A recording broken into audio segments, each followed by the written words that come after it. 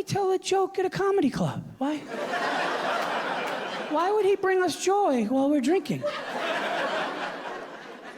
This woman in New York City heard me say the words, I don't like the WNBA. Now, I didn't say I don't respect it. I didn't say I didn't want my daughter to do it. I didn't even say I don't like people that like it. I just said me, I just want to have an opinion. Can we have an opinion, right? I said, I don't like it. And this woman went from enjoying me to arms crossed, shaking her head in disgust.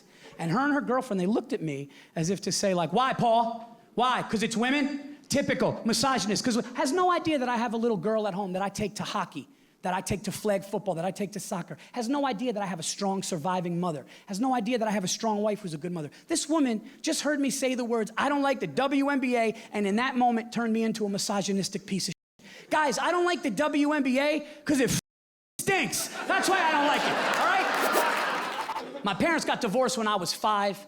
And my brother was 10. And to be honest with you, it was a brutal divorce. It was in the early 80s. My father is Catholic and Sicilian, so divorce is a no-no, right? And my dad wouldn't talk to me and my brother like we were children. He would talk to us like we were adults, and he would always use religion wrong. So he'd be like, come here, boys, I want to sit down and talk to you about this divorce your mother did.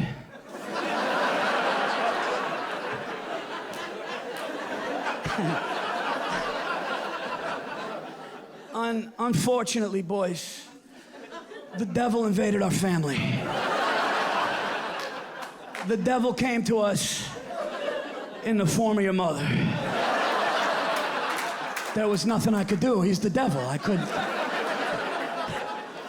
And I'm like 5, and I'm like, wait a minute, 2 things. 1, are we still going to the movies? And 2, I live with the devil? My dad doesn't give a f***, dude. My dad is... My dad called me up one time. He goes, hey, Paul, you know I don't go for this hip-hop shit. You know that, right? And I was like, yeah, Dad, nothing about you says. And he goes, yeah, I don't like this hip-hop. He goes, but I'm going to tell you what. I swear to God. He goes, these rappers, they know their jewelry. They know He watches rap videos for the gaudy shit. He'd be like, yeah, that 2 Chainz kid, his music is shit, but the kid knows what he's doing around the neck. But my favorite thing about my father, the funniest thing about my father, is when my father is in a restaurant. My father is really embarrassing. Me and my brother get scared, because my father only had Sundays and Wednesdays with us growing up. And food was the most important, more than his health, more than his family. Food had to be good. If we had dinner and food was bad at a restaurant, cancel Christmas. My father wouldn't have that shit. Right? I loved watching my father read a menu. My father would read a menu like he was cramming for the bar exam. He would look at it, right? He would go in, and he'd look around, make sure nobody else, like it was a secret. Then he would come up. Then he would go back down, order the same thing for 30 years. It's just, he did the same thing for 30 years, right? But if the food was bad, and I remember one time, me and my brother were in there, and we're nervous. Like I said, he could be hard on waiters. I see my dad in a place, it's not good. He just calls somebody, he'd just call nobody. Yeah, no, it's Sunday, I can't, I brought my family. It's like, Dad, everybody brought their family. Everybody brought their family. No, it's Sunday, we can't, this is... So one day,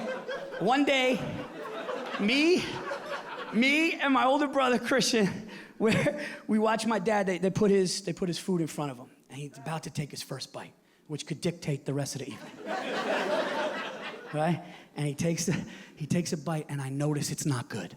I see it register. He doesn't say anything. He doesn't do anything. I just see, and I'm like, oh, I should go to the bathroom. This is not gonna be good. And my dad bites it and just goes, oh no, and dropped the fork. He sounded like Pesci right before he got whacked at the end of Goodfellas. I wanted to run up to the waiter and go, kid, get the f*** out of here. Get out of here and never come back again. If my father was a comic, he'd be canceled 90 seconds into his first set. They'd be like, what'd he say? Cut the mic, arrest him. He's gone too far. Are things too far? I don't know. You know, I think in comedy it shouldn't be. You know, I got me and my family, we all got COVID-19 literally March 2020. We got that shit the day. We got it like we were waiting for an album to drop. we got the OG. We got, our COVID's like leaning against the wall with a cigarette right now like I started it. And that allowed me to have antibodies. That allowed me to go out and work. So I was able to go to Texas. I was able to go to Arizona. I was able to go to all these places that I could go and work. I had, antibodies. And I wanted to find out, after everybody got locked in their home for so long and people died and people got sick, I was like, maybe people will be easygoing at clubs. Maybe things will be easier. And for the most part, it is, but there's still pockets. There's still pockets. White women, listen. There's still pockets of, why would he tell a joke at a comedy club? Why would he bring us joy while we're drinking?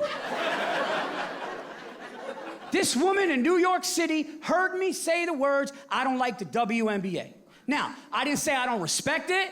I didn't say I didn't want my daughter to do it. I didn't even say I don't like people that like it. I just said I just want to have an opinion. Can we have an opinion, right? I said, I don't like it. And this woman went from enjoying me to arms crossed, shaking her head in disgust.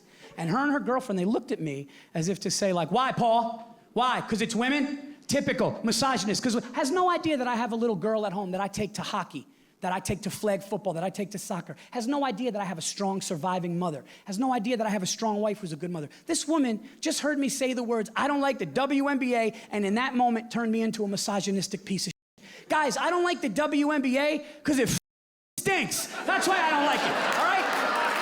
I don't like the WNBA because I just watched an NBA game where a guy dunked from the foul line while shoving his nuts down another man's throat, okay? I'm sorry if that's more entertaining than some chick using all her might to hoist up a rainbow three in a half-empty arena at an Indian casino.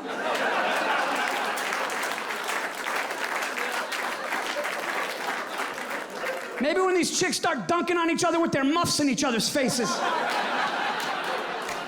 Take it, Janet, we're up 3. Did you lower the hoop to 6 feet so we can enjoy ourselves, for crying out loud? Out of here. I just saw the Greek freak dunk with his dick. You think I want to see this?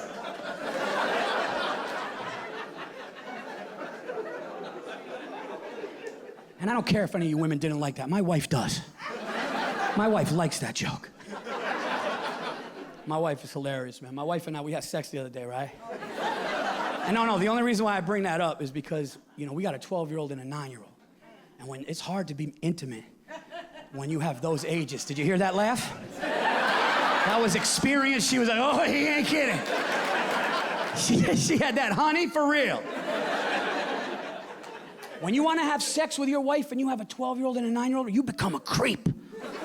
I found myself in my bedroom. I put my fingers through the blinds. I pulled them down. I go, they're in the driveway. I think we got like 8 minutes. Pull your pants down. You ever do that? Pull your pants down. I'll make it quick. And I think it's romantic. And my wife just sees her bald husband with Jordans on and his dick out like, do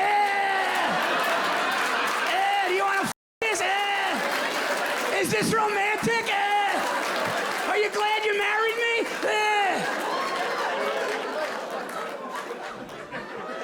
Chasing around like a goblin with his dick out. Ladies, the things you put up with dudes in your life is commendable. Just a grown man running after you naked with sneakers on like he's at a beach.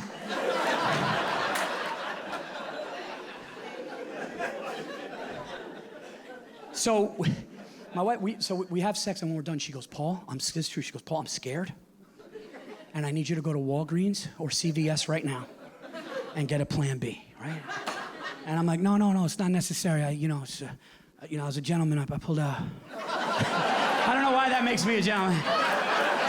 I didn't thrust out. I backed out softly. And she goes, Paul, we can't have another baby. And I'm like, it's impossible. Wait, no worries. And she goes, Paul?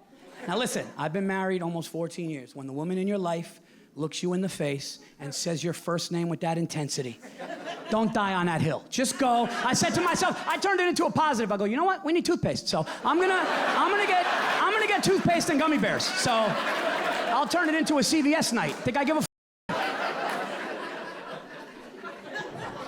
So now I'm in CVS and I gotta buy a Plan B, and that's awkward.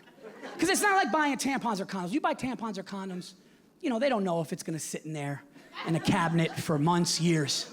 You buy a Plan B, they know you did you need to take care of now. You are on a clock.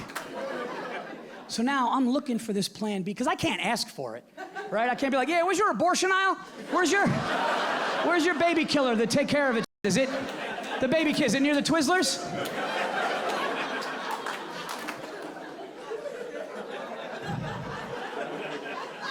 So I find this pill, it's $65. I'm literally spending $65 to just avoid an argument with my wife. By the way, money well spent. And I'm like all the dudes, yes it is, yes. So now I'm online with this $65 Plan B I don't need. And I'm like next in line, and people have like toilet paper and dog food. And I'm just sitting there, and like I'm next, and she calls me up, and I put it on the counter. It's a middle-aged woman. We make eye contact, and all I could say, I just go, what are you gonna do, you know?